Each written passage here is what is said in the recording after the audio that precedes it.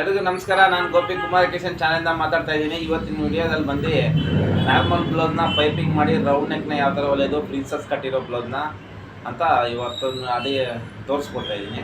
ಅದೇ ರೀತಿ ನಮ್ಮ ಸಬ್ಸ್ಕ್ರೈಬರ್ ಒಂದು 3-4 ಜನ ಕೇಳಿದ್ರು ರೌಂಡ್ ನೆಕ್ನ ಯಾವ ಥರ ಹೊಲಿಯೋದು, ಆ ರೌಂಡ್ ಶೇಪಲ್ಲಿ ಪೈಪಿಂಗ್ ಸ್ವಲ್ಪ ಲೂಸ್ ಬರ್ತಾ ಇದೆ ಅಂತಾರೆಲ್ಲ ಕಾಮೆಂಟ್ ಮಾಡಿದ್ರು. ಅಂಥವ್ರಿಗೋಸ್ಕರ ಯಾವ ಥರ ಹೊಲಿಬೇಕು ಪೈಪಿಂಗ್ನ ಕ್ಯಾನ್ವಾಸ್ ಕಟ್ ಮಾಡಿಕೊಂಡು ಅಂತ ಹೇಳ್ಬಿಟ್ಟು ತೋರಿಸ್ಕೊಡ್ತಾ ಇದ್ದೀನಿ. ಅದೇ ರೀತಿ ವಿಡಿಯೋನ ಸ್ವಲ್ಪ ಲೆಂದಿ ಇರ್ಬೋದು, ಯಾಕಂದರೆ ಸ್ಟಿಚಿಂಗ್ ಮಾಡೋದಿಲ್ಲ ಅಷ್ಟು ಬೇಗನೂ ಮುಗಿಯಲ್ಲ.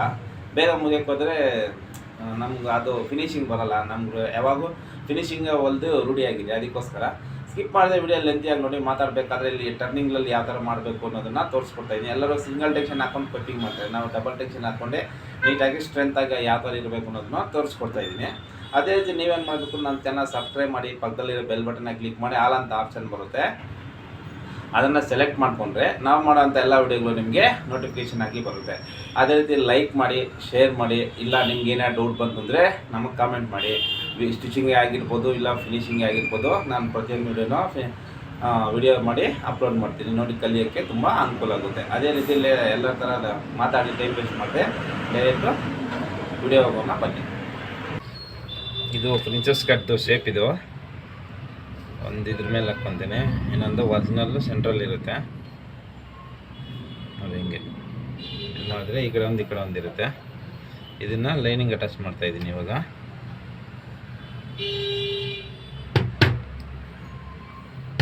ನೋಡಿ ಹಿಂಗೆ ಈ ಕೈಗೆ ಸೆಂಟ್ರಲ್ ಹಿಂಗೆ ಇಟ್ಕೊಂಡ್ರೆ ಫುಲ್ ತಿರ್ಸ್ಕೋಬೇಕು. ಹಿಂಗೆ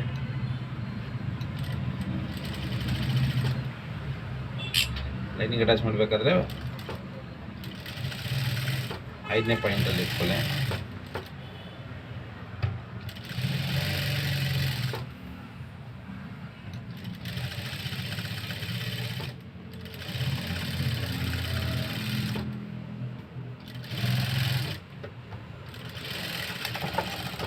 ಅದಾದಮೇಲೆ ಇಮಿಡಿಯೇಟು ಇದನ್ನು ಲೈನಿಂಗ್ ಪಕ್ಕದಲ್ಲಿ ಎಕ್ಸ್ಟ್ರಾ ಇರುತ್ತಲ್ಲ, ಅದನ್ನ ಕಟ್ ಮಾಡಬೇಕು. 1 by 1 ಕರೆಕ್ಟಾಗಿ ಮಾಡ್ಕೊಂಡು ಹೋಗ್ಬೇಕು. ಇದನ್ನ ಆಮೇಲೆ ಕಟ್ ಮಾಡೋಣ ಎಲ್ಲ ಏನಲ್ಲ, ಆಮೇಲೆ ಡೈರೆಕ್ಟಾಗಿ ಅಟ್ಯಾಚ್ ಮಾಡೋದು. ಇದನ್ನು ಅಷ್ಟೇ ಎಕ್ಸ್ಟ್ರಾ ಇರೋದಲ್ಲ ಅಂತ ಕಚ್ಚಾ ವಿಚಾರ ಮಾಡಬಾರ್ದು. ಫಿನಿಶಿಂಗ್ ನೀಟಾಗಿ ಬರಬೇಕು ಅಂದರೆ ನೋಡಿ ನೀಟಾಗಿ ಕಟ್ ಮಾಡ್ಕೋಬೇಕು. ನೆಕ್ಸ್ಟ್ ಇದು ನೀಟಾಗಿ ಆ ಥರ ಸರಿ ಮಾಡ್ಕೋಬೇಕು ಫಸ್ಟು. ಅದಾದಮೇಲೆ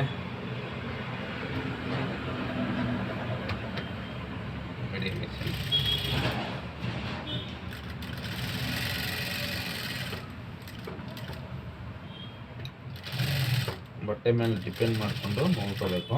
ಹೆಂಗೆ ಹೊಲಿದ್ರೂ ಫಿನಿಶಿಂಗ್ ನೀಟಾಗಿ ಬರಬೇಕು ಅಷ್ಟೇ. ಬಟ್ಟೆ ಸ್ವಲ್ಪ ಜಿರಾಯಿಸ್ತದೆ ಕಾಟನ್.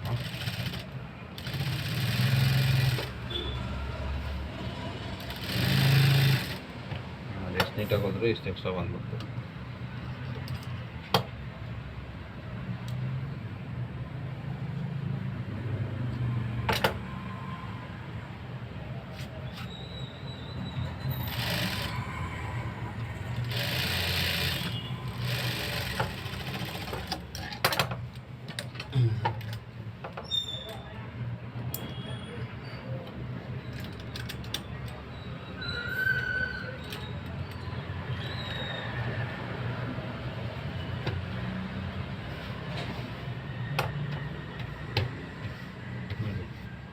ಮತ್ತೆ ಇಲ್ಲಿ ಜಿರಾಯಿಸಿದೆ.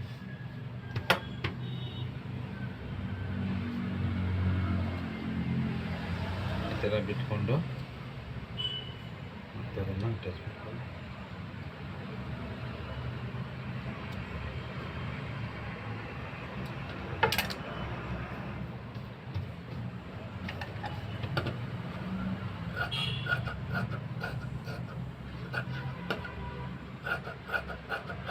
ಪೈಪಿಂಗು ಕ್ಯಾನ್ವಾಸ್ ರೆಡಿ ಮಾಡ್ಕೊಂಡಿದ್ದೀನಿ.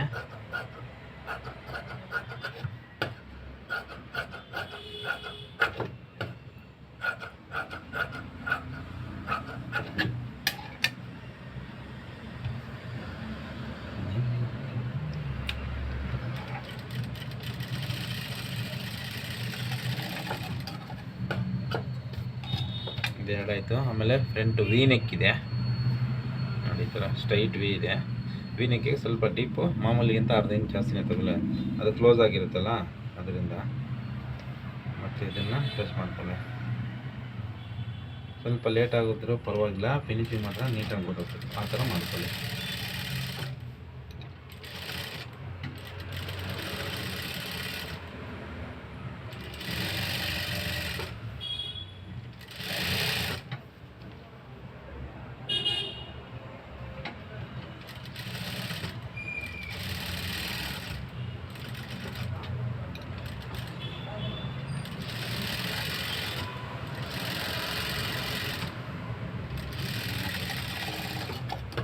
ಮತ್ತು ಇದನ್ನು ಸೇಮ್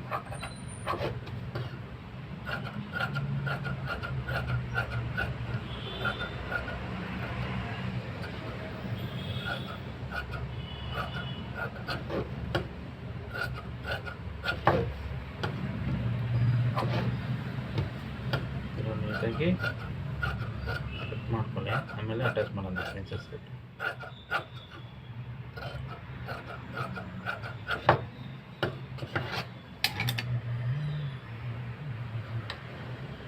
ಆದಮೇಲೆ ಇದನ್ನು ಸೇವ್ ಮಾಡ್ತೀವಿ.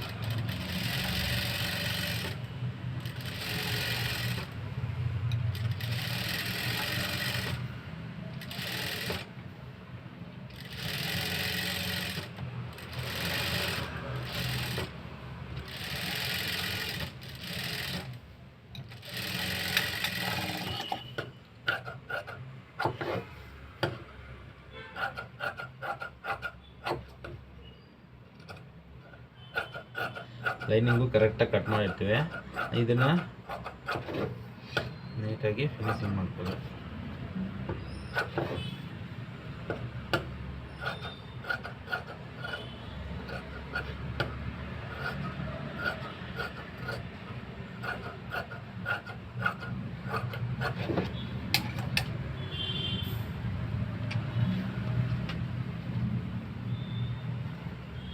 ಇವಾಗ ಪ್ರಿನ್ಸೆಸ್ ಕಟ್ ಅಟ್ಯಾಚ್ ಮಾಡೋಣ.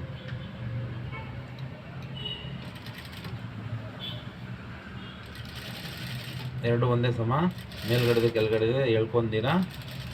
ಇನ್ನು ಮೇಲ್ಗಡೆ ಪ್ರಿನ್ಸೆಸ್ ಕಟ್ಟಬೇಕಂದ್ರೆ ಒಂದು ಚೂರು ಫ್ರೀ ಬಿಡಿ, ಅಂದರೆ ರಿಂಕಲ್ಸ್ ಬರಬಾರ್ದು. ಫ್ರೀ ಬಿಡಿ ಅಂತಂದರೆ ರಿಂಕಲ್ಸು ಫಿಲ್ಟು ಅವೆಲ್ಲ ಬರಬಾರ್ದು.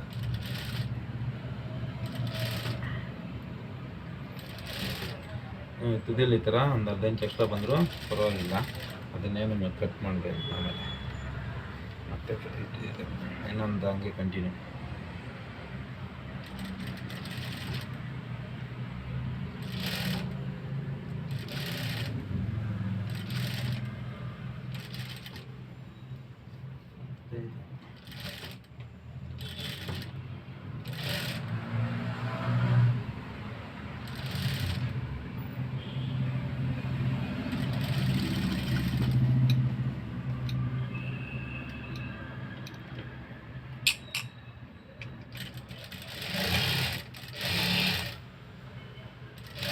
ಡಬಲ್ ಹೋಗಿ ಹಾಕ್ಕೊಳ್ಳಿ. ಇದಕ್ಕೆ ಮಾರ್ಜಿನ್ನು 2 ಪಾಯಿಂಟ್ ಅಷ್ಟಲ್ಲೇ ಇಟ್ಕೊಳ್ಳಿ. ಜಾಸ್ತಿ ಮಾರ್ಜಿನ್ ಹಿಡಿದ್ರೂ ರಿಂಕಲ್ಸ್ ಬರುತ್ತೆ. 2 ಪಾಯಿಂಟ್ ಇಟ್ಕೊಂಡ್ರೆ ನೋ ಪ್ರಾಬ್ಲಮ್, ಪರವಾಗಿಲ್ಲ. ಅದಕ್ಕಿಂತ ಜಾಸ್ತಿ ಇರ್ಬೋದು. ಹಾಗೆ ನೋಡಿ, ಮಾರ್ಜಿನ್ ಇಷ್ಟೇ ಇರಬೇಕು. ಇವಾಗ ಇದಕ್ಕೆ ಓರ್ಲಾಕ್ ಕೊಡ್ಕೊಂಡು ಅವಾಗಿಂದ ಅವಾಗೆ ಓರ್ಲಾಕ್ ಮುಗಿಸ್ಕೊಂಡ್ಬಿಡಿ. ಆವಾಗ ಫಿನಿಶಿಂಗ್ ನೀಟಾಗಿ ಬರುತ್ತೆ. ಓರ್ಲಾಕ್ ಒಳಗಡೆ ಹೋಗ್ಬಿಡುತ್ತೆ, ಎಲ್ಲೂ ಕಟ್ಟಾಗೋ ಚಾನ್ಸ್ ಇರಲ್ಲ.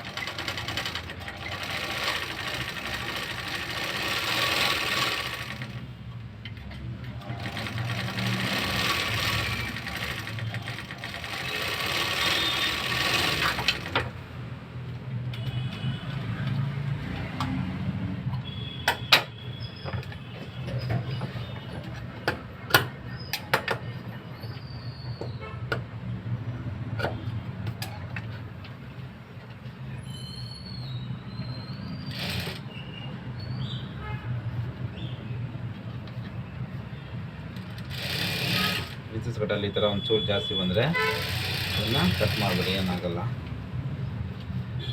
ಆಮೇಲೆ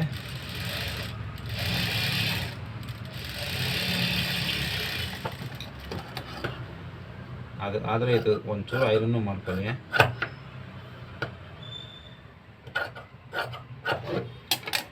ಐರನ್ ಇಲ್ಲ ಅಂತಂದರೆ ಹಿಂಗೆ ತಿರ್ಸ್ಕೊಂಡು ಕೈಯಲ್ಲಿ ಹಿಂಗೆ ಬೆರಳಲ್ಲಿ ಹಿಂಗೆ ಅಂದ್ಕೊಳ್ಳಿ. ಮತ್ತು ಹೊಲ್ದಾದ್ಮೇಲೆ ಇನ್ನೊಂದು ಸರಿ ಐರನ್ ಮಾಡಿ ನೀವು ಎಮ್ಮಿಂಗ್ ಹುಕ್ಸೆಲ್ಲ ಆದಮೇಲೆ ಇನ್ನೊಂದು ಸರಿ ನೋಡಿ ಚೆಸ್ಟ್ ಹೆಂಗಿರುತ್ತೋ ಹಂಗೆ ಅದು ಕರೆಕ್ಟಾಗಿ ಬರಬೇಕು. ಇನ್ನೊಂದು ಸರಿ ಐರನ್ ಎಲ್ಲ ಹುಕ್ಸು ಎಮ್ಮಿಂಗ್ ಎಲ್ಲ ಆದಮೇಲೆ ಇನ್ನೊಂದು ಸರಿ ಐರನ್ ಮಾಡಿದ್ಮೇಲೆ ಪರ್ಫೆಕ್ಟಾಗಿ ಬಂದ್ಬಿಡುತ್ತೆ ನೋಡಿ. ಈ ಥರ ಇರಬೇಕು. ನೆಕ್ಸ್ಟ್ ಇಲ್ಲಿ ನೆಕ್ ಹೊಲ್ಕೊಂಡ್ಮೇಲೆ ಉಕ್ಸ್ ಪಟ್ಟಿ ಕಟ್ಟೋದು ನಾವು ಯಾವಾಗ ಅದೇ ಫಿನಿಶಿಂಗ್ ಕರೆಕ್ಟಾಗಿರಿ. ಇಲ್ಲಾಂದರೆ ಇಲ್ಲಿ ಉಕ್ಸ್ ಹಾಕಿರ್ತೀವಿ, ಎಮ್ಮಿಂಗ್ ಮಾಡಿರ್ತೀವಿ, ಬಿಚ್ಕೊಂಡ್ಬಿಡುತ್ತೆ. ಅದೇ ಇದು ಹೊಲ್ದೋದ್ಮೇಲೆ ನೀಟಾಗಿ ಸ್ಟಿಚ್ ಆಗಿಬಿಟ್ರೆ ಎಷ್ಟು ವರ್ಷ ಆದ್ರೂ ಕಿತ್ತೋಗಲ್ಲ ಅದು. ಆ ಥರ ಇವಾಗ ಬ್ಯಾಕ್ನ ಇದು ಮಾಡ್ಕೊಳ್ಳೋಣ. ಫ್ರಂಟ್ ಬ್ಯಾಕ್ ಎಲ್ಲ ಒಟ್ಟಿಗೆ ಪೈಪಿಂಗ್ ಮಾಡೋದು ನಾವು, ಅದಕ್ಕೆ ಇದು ಮಾಡೋಣ.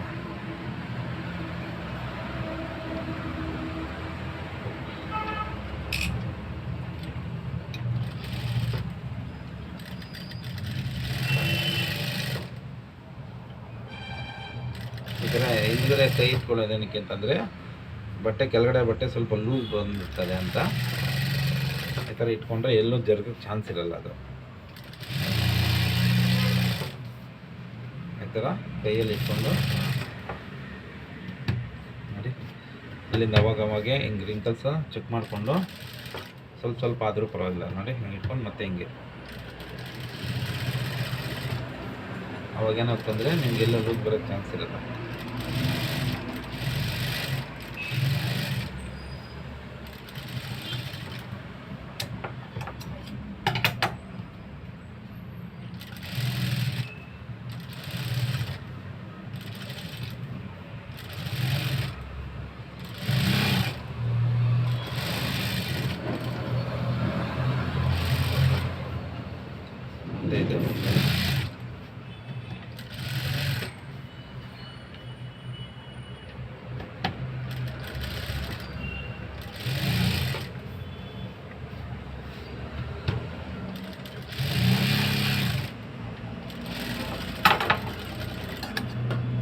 ಇದು ಇದು ಮಾರ್ಜಿನ್ ಕಟ್ ಮಾಡಬೇಕು.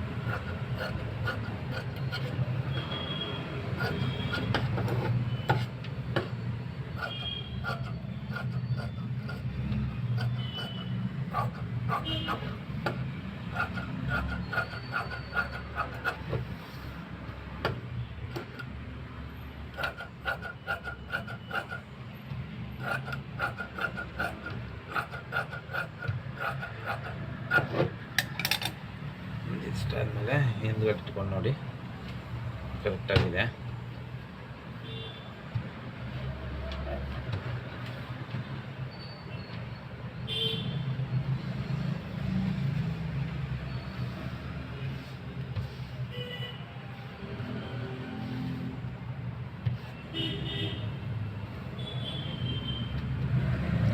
ಸ್ವಲ್ಪ ಲೂಸ್ ಬಂದಂಗಿದೆ, ಸ್ವಲ್ಪ ಬಂತ ಪರವಾಗಿಲ್ಲ ಅಂತ ಹಂಗೆ ಹೊಲ್ಬಿಡಿಬೇಡಿ.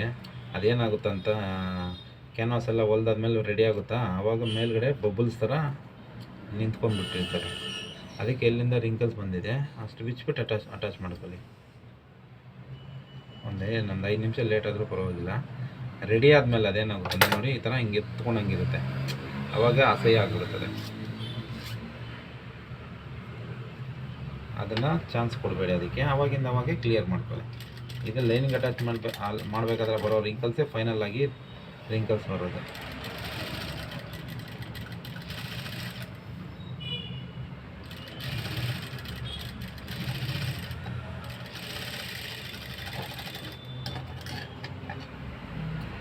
ಮತ್ತು ಇವಾಗ ಒಂದ್ಸರಿ ನೋಡೋಣ.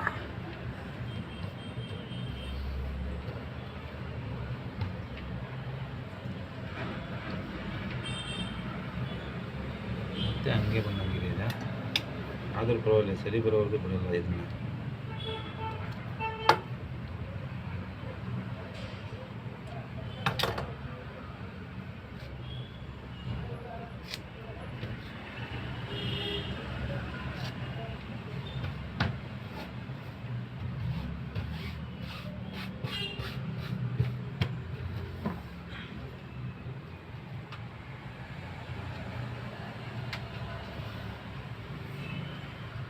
ನೋಡಿ ಅರ್ಧ ಇಂಚ್ ಎಕ್ಸ್ಟ್ರಾ ಬಂದಿದೆ ಇಲ್ಲಿ.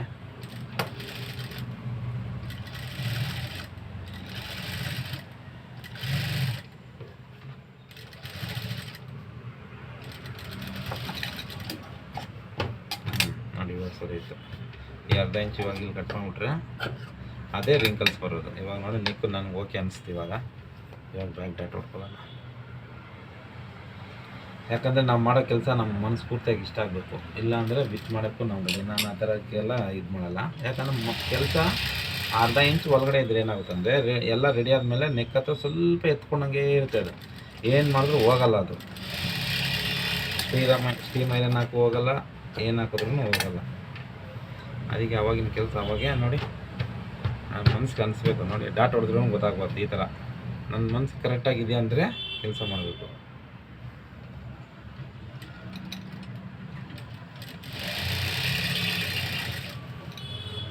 ಕೆಲಸ ಇಷ್ಟಪಟ್ಟು ಮಾಡಬೇಕು. ಕಷ್ಟಪಟ್ಟು ಮಾಡಿದ್ರೆ ಸರಿ ಹೋಗಲ್ಲ. ನಮ್ಗೆ ಇಷ್ಟ ಆಗೋ ಥರನೇ ಮಾಡಬೇಕು. ಇವಾಗ ನಮಗೆ ನೀಟಾಗಿ ಬರುತ್ತೆ. ಆಮೇಲೆ ಇದಕ್ಕೆ ಎಮ್ಮಿಂಗ್ ಪೀಸ್ ಕಟ್ಬಿಡೋಣ. ಅದಾದಮೇಲೆ ನೆಕ್ಸ್ಟು ಶೋಲ್ಡರ್ ಅಟ್ಯಾಚ್ ಮಾಡಿ ಪೈಪಿಂಗ್ ಹೊಡೆಯೋಣ.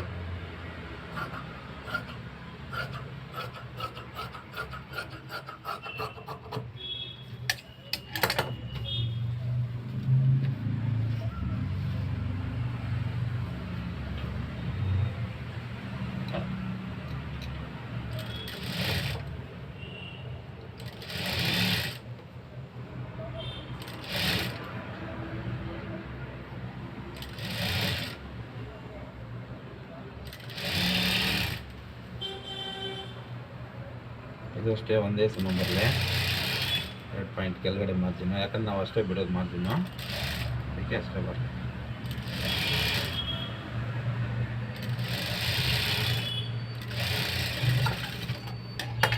ಮತ್ತು ಈಗ ತಿಳಿಸಿ ಕಿನ್ನ ಸ್ಟಿಚ್.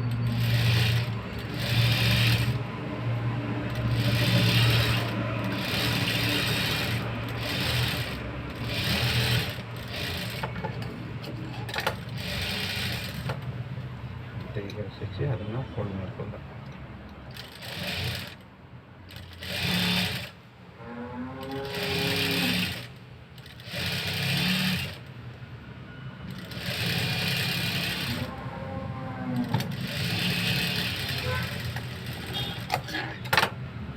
ಏನಕ್ಕೆ ಬೇಸಿಕ್ಕೆ ಜಾಸ್ತಿ ತೋರಿಸ್ತಾ ಅಂದರೆ ಒಂದು ವಿಡಿಯೋದಲ್ಲೇ ನೀವು ಕಲಿಯೋಕ್ಕಾಗಲ್ಲ, ಚೆಕ್ ಮಾಡ್ಕೊಳ್ಳೋದು ತುಂಬ ಇರುತ್ತೆ.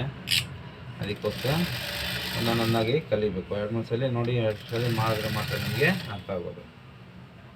ಒಂದೇ ಸರಿ ಬ್ಲೌಸ್ ಕಲಿಯೋಕ್ಕಾಗಲ್ಲ.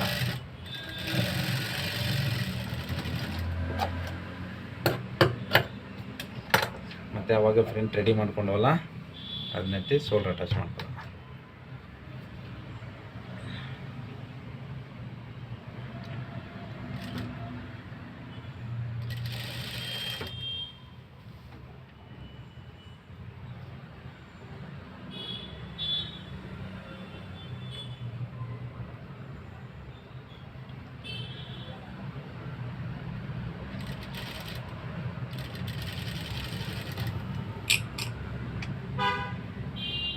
ಇಲ್ಲೂ ಅಷ್ಟೇ 2 ಪಾಯಿಂಟ್ ಶೋಲ್ಡರ್ ಇಟ್ಕೋಬೇಕು, ಇಲ್ಲಾಂದರೆ ಅರ್ಧ ಇಂಚ್ ಲೆಕ್ಕ ಜಾಸ್ತಿ ಇಟ್ಕೋಬೇಕು. ನೋಡಿ ಇಷ್ಟು, ಇದನ್ನು ಓರ್ಲಾಕ್ ಕೊಡ್ಕೊಳ್ಳೋಣ.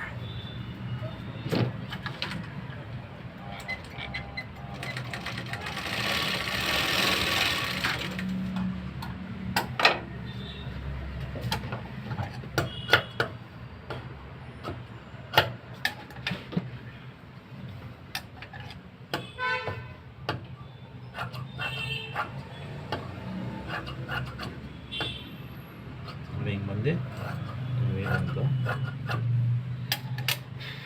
ಚೂರು ಇದ್ರೂ ನಮಗೆ ಎಲ್ಲಕ್ಕೆ ಇಷ್ಟ ಆಗಲ್ಲ.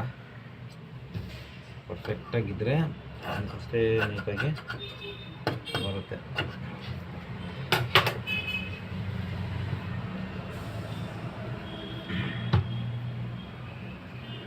ಇವಾಗ ಪೈಪಿಂಗು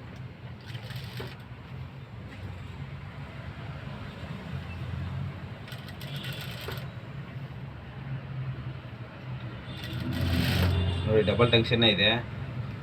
ಸೆಂಟ್ರಲ್ಲಿ ನೀಡಿಲ್ ಟೆನ್ಷನ್ಗೆ ಸೆಂಟ್ರಲ್ಲಿ ನೀಡಿಲ್ ಇರುತ್ತಲ್ಲ, ಈ ಸ್ಕ್ರೂ ಲೂಸ್ ಮಾಡಿಕೊಂಡು ಒಂಚೂರು ಈ ಕಡೆ ಸೈಡಿಗೆ ತಳ್ಕೊಳ್ಳಿ. ಆಮೇಲೆ ಈ ಕಡೆ ಗ್ಯಾಪ್ ಜಾಸ್ತಿ ಆಗುತ್ತೆ, ಆ ಗ್ಯಾಪಲ್ಲಿ ಪೈಪಿಂಗ್ ಹೊಲಿಬೇಕು. ಎರಡೂ ಕಡೆ ನೀಟಾಗಿ ಹಿಂಗೆ ಕುತ್ಕೊಳ್ಳೋದ್ರಿಂದ ಪೈಪಿಂಗು ನೀಟಾಗಿ ಬರುತ್ತೆ. ಇಷ್ಟೇ ಟ್ರಿಕ್ಸು. ಬೇಕು ಅಂದರೆ ಇನ್ನೊಂದು ನಾನು ತೋರಿಸ್ಕೊಡ್ತೀನಿ ನೀಟಾಗಿ. ಯಾರಿಗೆ ಡೌಟ್ ಬಂತು ಅಂದರೆ ಕಾಮೆಂಟ್ ಮಾಡಿ ಪೈಪಿಂಗ್ ಯಾವ ಥರ ಹೊಲಿಯೋದಂತ. ನೆಕ್ಸ್ಟು ವೀಡಿಯೋದಲ್ಲಿ ಅದು ಮಾಡ್ತೀನಿ. ಈ ಥರ ಮಾಡೋದ್ರಿಂದ ತುಂಬ ಚೆನ್ನಾಗಿ ಬರುತ್ತೆ ಪೈಪಿಂಗು.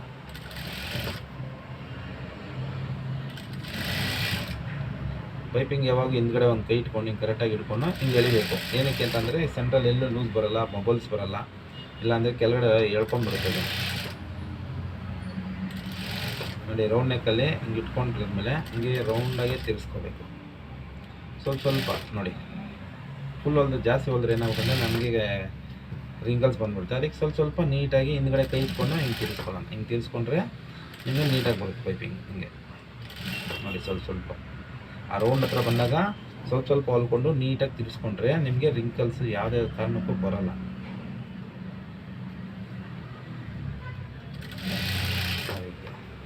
ಅದಕ್ಕೆ ನೋಡಿ, ಈ ಪೈಪಿಂಗ್ ಕಚ್ಚಾನು ಅಷ್ಟೇ, ಇಲ್ಲಿ ಮಾರ್ಜಿನ್ ಎಷ್ಟು ಇಟ್ಕೊಂತೀವಿ ಅಷ್ಟೇ ಕಟ್ ಮಾಡ್ಕೋಬೇಕು. ಅವಾಗ ಏನಂದರೆ ಒಂದು ಲೆವೆಲಾಗಿ ಇಟ್ಕೊಳ್ಳೋಕ್ಕೆ ಗೊತ್ತಾಗುತ್ತೆ. ಮಾರ್ಜಿನ್ನು ನಾವು ಎಷ್ಟು ಮಾರ್ಜಿನ್ ಹೊಡಿತೀವೋ ಅಷ್ಟೇ ಪೈಪಿಂಗ್ನ ಕಚ್ಚನ್ನು ಕಟ್ ಮಾಡ್ಕೋಬೇಕು. ಯಾಕಂದ್ರೆ ಅವಾಗ ಒಂದೇ ಸಮಯ ಇಟ್ಕೊಂಡು ಹೊಲ್ಕೊಂಡು ಹೋಗ್ತಾ ಇರ್ಬೋದಲ್ಲ, ಅದಕ್ಕೋಸ್ಕರ ಒಂದೇ ಮಾರ್ಜಿನ್ ಕಟ್ ಮಾಡ್ಕೋಬೇಕು.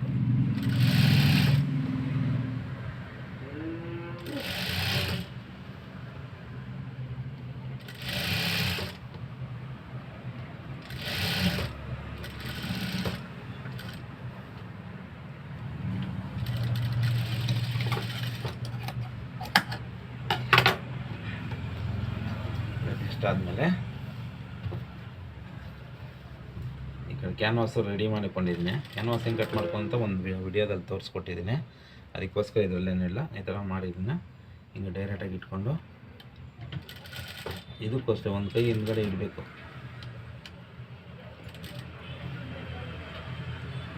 ಹಂಗೆ ಇಟ್ಕೊಂಡು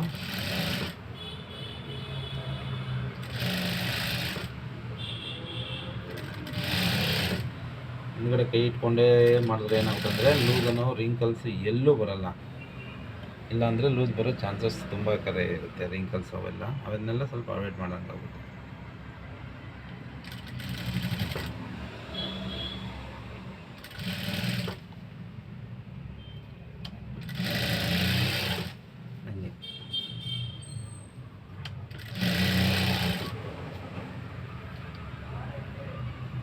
ಈ ರೌಂಡಲ್ಲೂ ಅಷ್ಟೇ ಸ್ವಲ್ಪ ಹಿಂಗೆ ಕೆಳಗಡೆ ಪೀಸ್ ಹೇಳ್ಕೊಂಡು ಹಿಂಗೆ ಲೂಸ್ ಆಗ್ತೀರ ಅಷ್ಟೇ ಸೇಮ್ ಮಾಡ್ಕೊಂಡು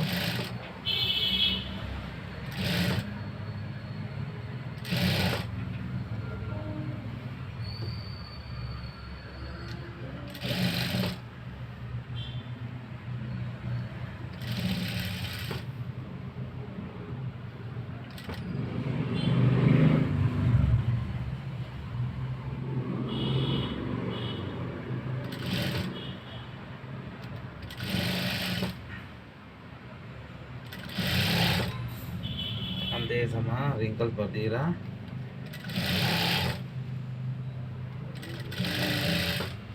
ಹೊಡ್ಕೊಂಬನ್ನಿ. ಮತ್ತೆ ಈ ಕಡೆ ಬೆತ್ಕೊನೆ.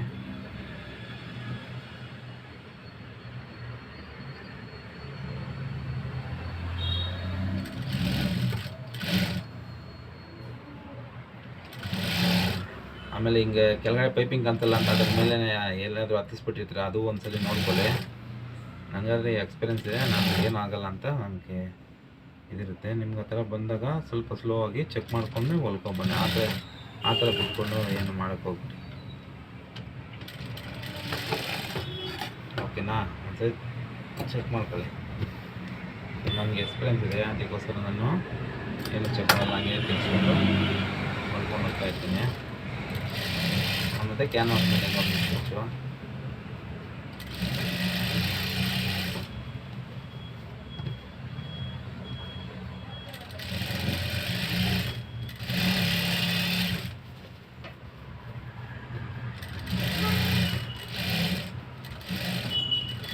ನೋಡಿ, ನಂದೆಲ್ಲೂ ಬಂದಿಲ್ಲ ಪೈಪಿಂಗು.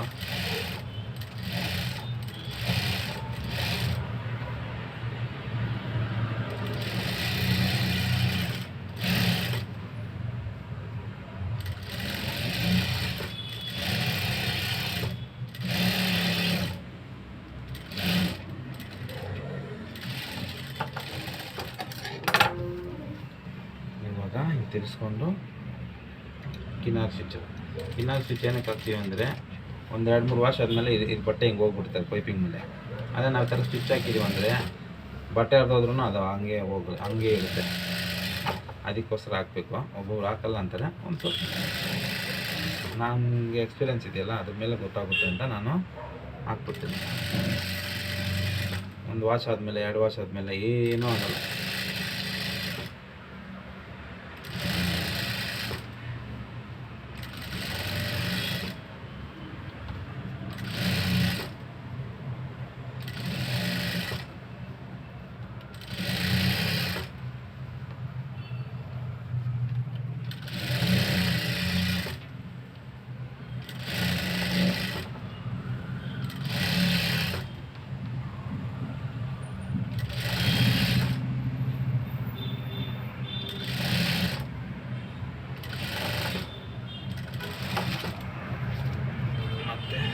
ಕ್ಯಾನ್ವಾಸ್ ಎಲ್ಲೆಲ್ಲಿ ಲೂಸ್ ಬಂದುಬಿಟ್ಟಿರ್ತದೆ.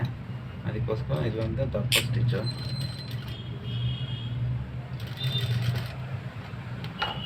ಹೆಮ್ಮಿಂಗ್ ಮಾಡಾದ್ಮೇಲೆ ಬಿಚ್ಚಿಬಿಡ್ತೀವಿ ಅದನ್ನು ಹಿಂಗೆ ಹಂಗೆ ಇರಲ್ಲ.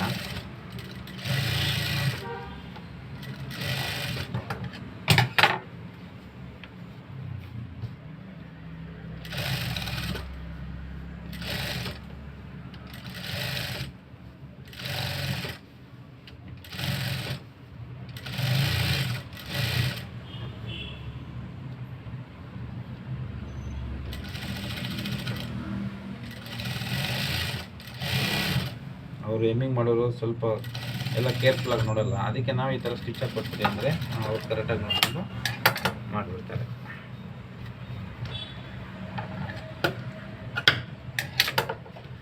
ನೋಡಿ ಇಷ್ಟಾಯಿತು.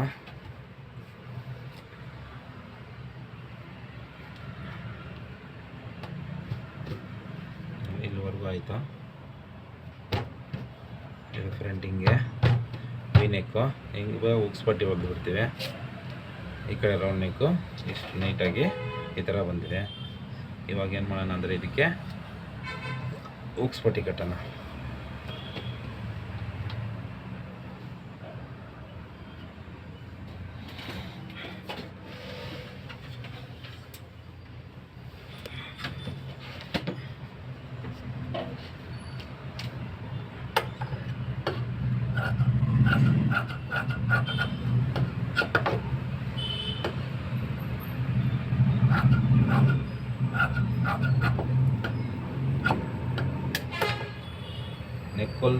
ನೆಕ್ಕು ಪೈಪಿಂಗ್ ಹೊಲ್ದ ಮೇಲೆ ಉಕ್ಸ್ಪಟ್ಟಿ ಏನಕ್ಕೆ ಕಟ್ತೀವಿ ಅಂತಂದರೆ ಇಲ್ಲಿ ಎಮ್ಮಿಂಗ್ಗೆ ಸಿಗಾಕೊಂತದೆ. ನೆಕ್ಸ್ಟ್ ನೆಕ್ ಹೊಲ್ದು ಬಿಟ್ರೆ ಆ ನೆಕ್ಕನ್ನ ಎಮ್ಮಿಂಗ್ ಮಾಡ್ಕೊಂಡು ಹೋಗ್ತೀವಿ. ಆ ಎಮ್ಮಿಂಗ್ ಮೇಲೆ ನಾವು ಉಕ್ಸ್ ಹಾಕ್ತೀವಿ. ಅವಾಗ ಏನಾಗುತ್ತೆ ಅಂದರೆ ಎಮ್ಮಿಂಗ್ ಕಿತ್ತೋದ್ರೆ ಉಕ್ಸು ಬಂದುಬಿಡ್ತದೆ, ಬೇಗ ಉಕ್ಸು ಹೋಗ್ಬಿಡ್ತದೆ ಫ್ರಂಟ್ ಉಕ್ಸು ಮೇಲಿಂದ. ಅದಕ್ಕೋಸ್ಕರ ಈ ಥರ ಮಾಡಿದ್ರೆ ನಾವು ಹೊಲಿಗೆ ಹಾಕಿರ್ತೀವಲ್ಲ ಎಲ್ಲೋ ಹೋಗಲ್ಲ.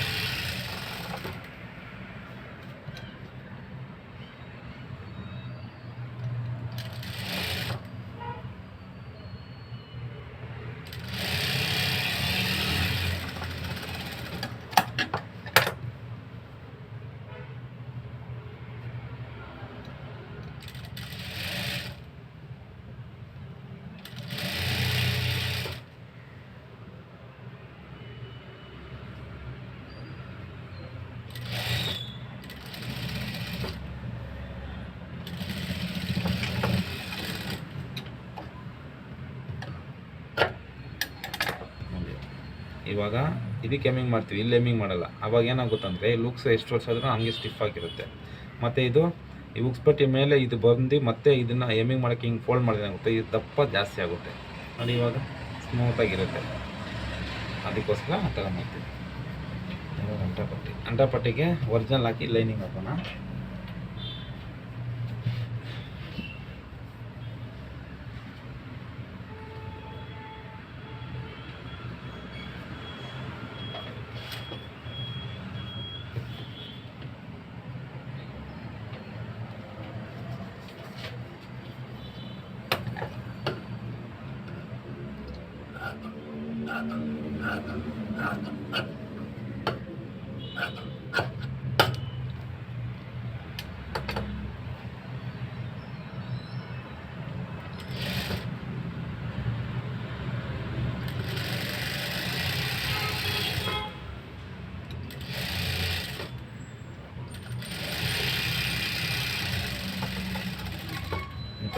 ಕಟ್ ಮಾಡ್ಕೊಂಡ್ರೆ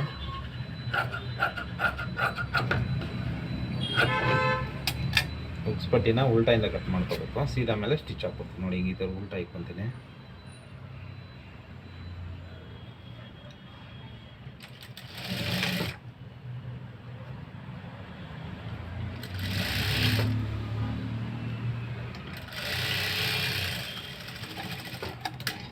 ಮತ್ತು ಹಿಂಗೆ ತಿರ್ಸ್ಕೊಂಡು ಒಂದು ಸ್ಟಿಚ್ ಹಾಕ್ತೀನಿ. ಹುಕ್ಸ್ ಪಟ್ಟಿ ಯಾಕಂದರೆ ಎಕ್ಸ್ಟ್ರಾ ಬರೋದಲ್ಲ, ಅದಕ್ಕೋಸ್ಕರ ಸೀದಾ ಉಲ್ಟಾ ಮೇಲೆ ಇಟ್ಕೊಂಡು ಸೀದಾ ಬರಬೇಕು. ಇವಾಗ ಏನು ಮಾಡ್ತೀವಿ, ಇದನ್ನು ಫೋಲ್ಡ್ ಮಾಡಿ ಹಿಂಗೆ ಇಲ್ಲಿ ಮೇಲ್ಗಡೆ ಒಂದೇ ಸಮ ಬರೋ ಥರ ನೋಡಿ ಹಿಂಗೆ ಹಿಡ್ಕೊಂಡು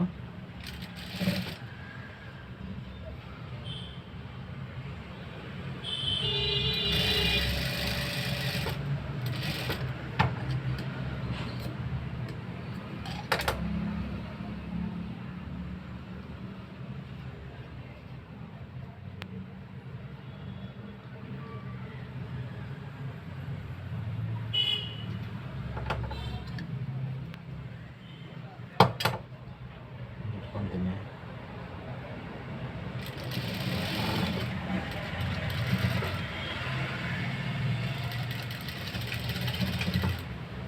ಮತ್ತು ಇದು ಪಕ್ಕದಲ್ಲೇ ಒಂದು 2 ಪಾಯಿಂಟ್ ಬಿಟ್ಟು ಒಂದು ಸ್ಟಿಚ್ ಹಾಕ್ತೀನಿ. ಯಾಕೆಂದರೆ ಅಂಟ ಅಲ್ಲೇ ಹಾಕ್ಬೇಕು ಅಂತ ಗೊತ್ತಾಗುತ್ತೆ.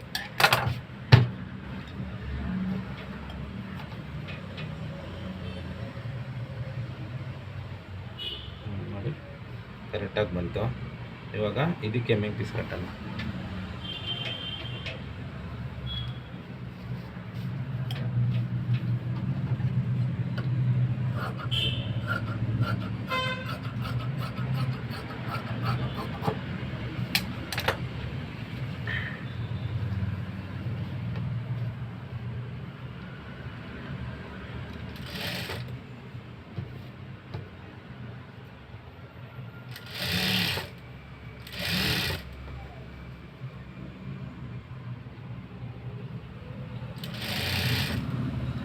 ಫ್ರಿನ್ಸ್ ಕಟ್ಟ ಜಾಯಿಂಟ್ ಮಾಡ್ತೀವಿ, ಅಲ್ಲಿ ಸಣ್ಣದಾಗಿ ಒಂದು ಫಿಲ್ಟ್ ಇಟ್ಕೋಬೇಕು.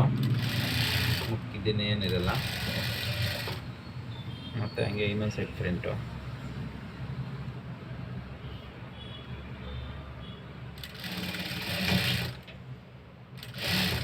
ಇಲ್ಲೂ ಸೇಮ್ ಒಂದು ಚಿಕ್ಕದಾಗಿರೋ ಫಿಲ್ಟು.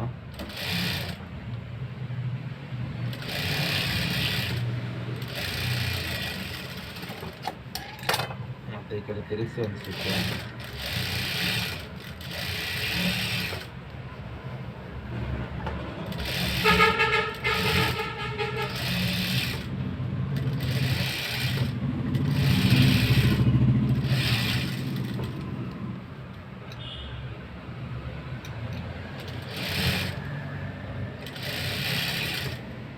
ಮತ್ತು ಈ ಥರ ಫೋಲ್ಡ್ ಮಾಡಿ ಅರ್ಧ ಇಂಚ್ ಫೋಲ್ಡ್ ಮಾಡೋ ಒಂದು ಸ್ಟಿಚ್ಚು.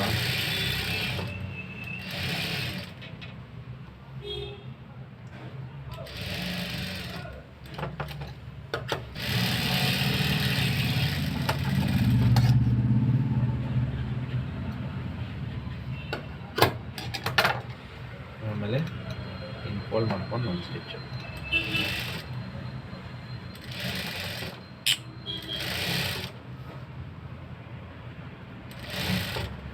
ಮತ್ತು ಇದನ್ನು ಒಳಗಡೆ ಫೋಲ್ಡ್ ಮಾಡಿಬಿಟ್ಟು ಸ್ಟಿಚ್ ಹಾಕ್ಬಿಡಿ. ಎಮ್ಮಿಂಗ್ ಮಾಡೋರು ನೀಟಾಗಿ ಮಾಡ್ಕೊಬಿಡ್ತಾರೆ. ಇದನ್ನು ಅಷ್ಟೇ ಇದು ಒಳಗಡೆ ಹಿಂಗೆ ಫೋಲ್ಡ್ ಮಾಡಿ ಇಟ್ಕೊಂಡು ಸ್ಟಿಚ್ ಹಾಕ್ಬಿಡಿ. ಎಮ್ಮಿಂಗ್ ಮಾಡೋರು ನೀಟಾಗಿ ಎಮ್ಮಿಂಗ್ ಮಾಡಿಬಿಟ್ರೆ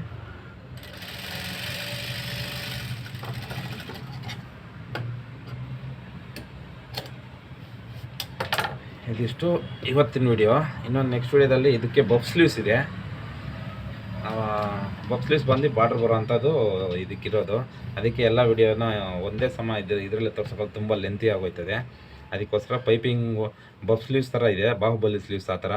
ಅದನ್ನು ಬಫ್ ಸ್ಲೀವ್ಸ್ ಮಾಡಿ ಫ್ರಿಲ್ ಬಂದು ಆಮೇಲೆ ಅಟ್ಯಾಚ್ ಮಾಡೋದು, ಸೈಡ್ ಹೊಡಿಯೋದು ಹೆಂಗೆ ಅಂತ ತೋರಿಸ್ಕೊಡ್ತೀನಿ. ಓಕೆನಾ? ಈ ವಿಡಿಯೋ ಹಾಕಿದರೆ ನಿಮ್ಗೆ ಈ ವಿಡಿಯೋ ಇಷ್ಟ ಆಗಿದೆ ಅನಿಸುತ್ತೆ, ಲೈಕ್ ಮಾಡಿ, ಶೇರ್ ಮಾಡಿ, ಕಾಮೆಂಟ್ ಮಾಡಿ ಏನು ಡೌಟ್ ಬಂತು ಅಂತ. ಓಕೆನಾ? ಡನ್.